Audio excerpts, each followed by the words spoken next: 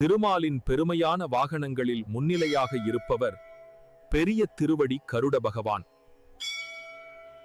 அனைத்து ஆலயங்களிலும் பெருமாளின் எதிரே கருட பகவான் சிறப்புடன் நிற்கின்றார்.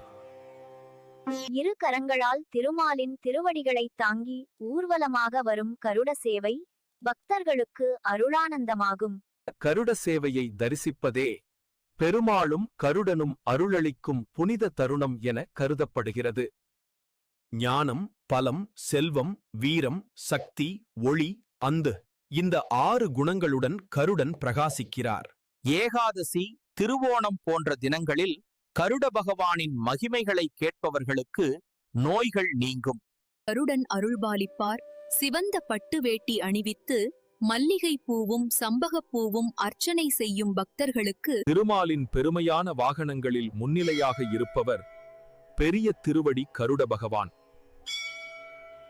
அனைத்து ஆலயங்களிலும் பெருமாளின் எதிரே கருட பகவான் சிறப்புடன் நிற்கின்றார்.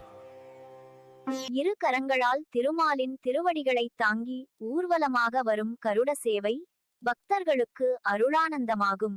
கருட சேவையை தரிசிப்பதே பெருமாளும் கருடனும் அருளளிக்கும் புனித தருணம் என கருதப்படுகிறது. ஞானம், பலம், செல்வம், வீரம், சக்தி, ஒளி, அந்து இந்த 6 குணங்களுடன் கருடன் பிரகாசிக்கிறார். ஏகாதசி, திருவோணம் போன்ற தினங்களில் கருட பகவானின் மகிமைகளை கேட்பவர்களுக்கு நோய்கள் நீங்கும். கருடன் அருள்பாலிப்பார். சிவந்த பட்டு வேட்டி அணிவித்து மல்லிகை பூவும் சம்பகப்பூவும் அர்ச்சனை செய்யும் பக்தர்களுக்கு